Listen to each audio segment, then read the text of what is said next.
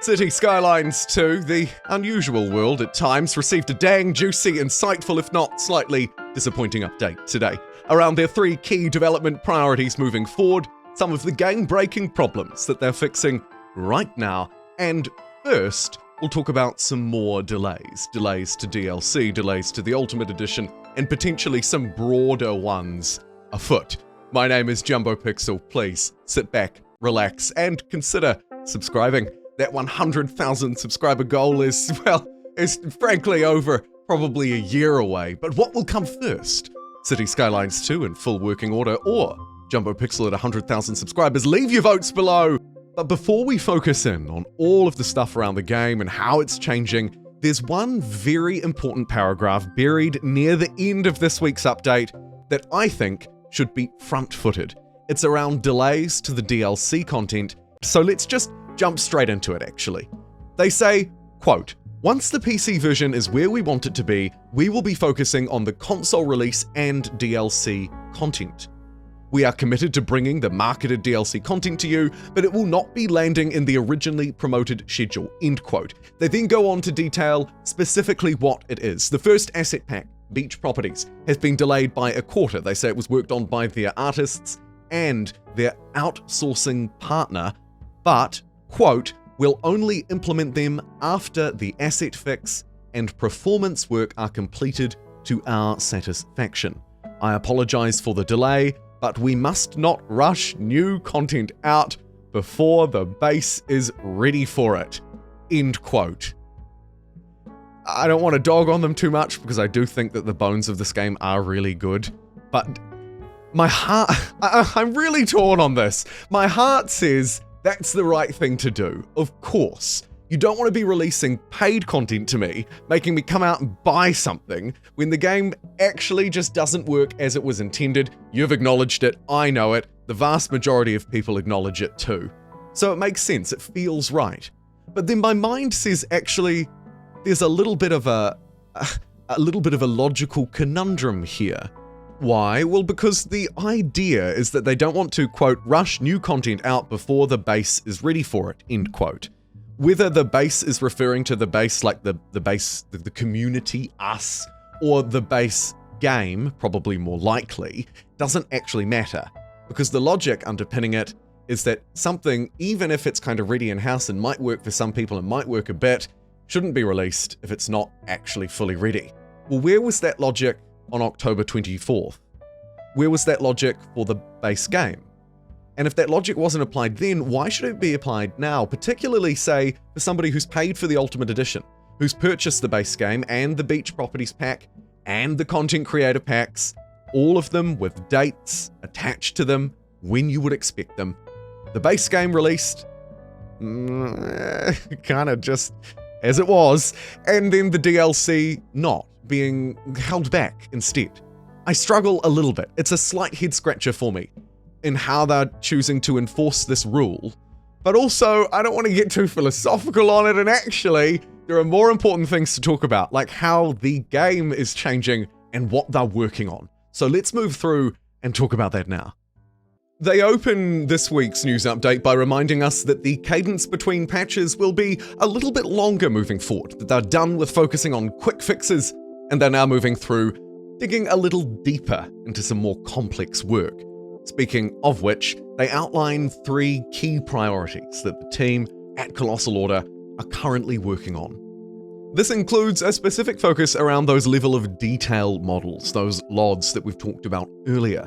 They want to improve the existing ones in the game and add some missing ones, and that'll help fix, hopefully, some of those GPU performance issues, those graphics card issues. They say it might take more than one patch to fix them. They'll roll out the first of the fixes as soon as they can, and then following that, they'll move through to focusing on your processor, the CPU performance. This means focusing on stuttering and simulation performance issues to get it smooth and fast and all of those things that you want as you scale up your cities. You'll notice some of those issues, by the way, occurring in this gameplay. I am not pausing, I am not slowing down time at any point. The game is trying to run on 3 speed, and you can see it fail to do that many times, if you're an observant viewer, I suppose. Second up, key priority, it's bug fixing. And this is something that we'll return to in the second section of this video, where we talk about those more specific and actually really current issues that they're fixing, like the mail service. But back to the broader priority. They say that they're going through all of the bug reports. They've logged around 100 reproducible issues. That's issues that have been reported that they've been able to replicate, or that many people have, that the team are now looking into. There are another 100 reports that they're still investigating, so potentially around 200 issues that have been reported and at the very least investigated here. They also continue to check for our suggestions, not just on the forums, though that is the best place to report them, but also more broadly, as you can imagine, trawling through the depths of the internet. Again, we'll return to some specific bug fixes in a moment, but firstly, let's listen to the third and final priority, editor and modding support.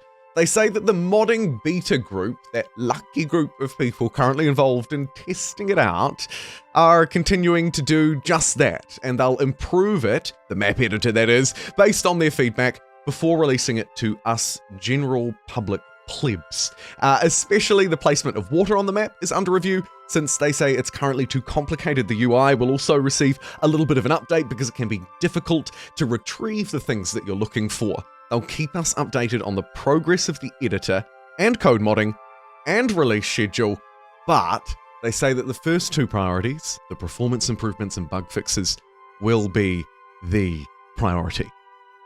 Now, on to what they're working on right now. Here we are, of course, returning to bug fixes for the most part, because that continues to be their focus alongside performance and the many other problems. And speaking of sorting out problems, the first one that they open with is the mail service. They say it's a good example of a big overhaul caused by a few small but critical bugs, resulting in the entire system not working. They've identified basically that mail sent to residents in the city, whether it's a citizen or a business or what have you, isn't being delivered as it could. The post-sorting facility, where the mail is sorted in what they call an erratic way, makes them wonder whether anyone is actually in there sorting the mail at all, i.e. it's not being sorted properly. The other issue is the post office vans that only seem to be collecting mail instead of actually delivering mail. Basically, the system just isn't working as intended. They intend to fix the bugs and rebalance the entire system as soon as they can. They also return to citizen pathfinding, something they touched on a little bit in the last patch, you may or may not remember. Basically, there's a problem because citizens that are arriving to the city effectively kind of sign on to a kind of rental agreement, whereby they reserve a place to live before they arrive. Now that makes sense. The problem appears to be with companies, as the citizen that has a rental agreement may also accept a job, even if they have never made it into the city. So they're reserving both a job and a rental agreement. I think both of those things make sense, frankly. But a citizen stuck at the border of a city with no access to their house or workplace, reserving both of those things, therefore causing those things to not really function as they should, or indeed at all, continues to reserve those things until they're deemed a lost cause by the game and deleted from existence. This is obviously a little bit of a problem. You may have empty buildings, empty jobs that are being hogged by someone who's not even there. They're working to address this one as soon as they can too. Another frequently reported problem, export and distribution of goods in the city, also receives a very small update here. They say, like mail, these require a deep dive to determine what is working as it should and, well, what isn't. They don't know any details. They don't have any details to share yet. They're still digging into the different reports, but they just wanted to kind of raise a flag and say, yep, we heard ya, we'll update you next time. And finally, they end with the last patch, the last of the 4 quick patches released week after week following the game's release.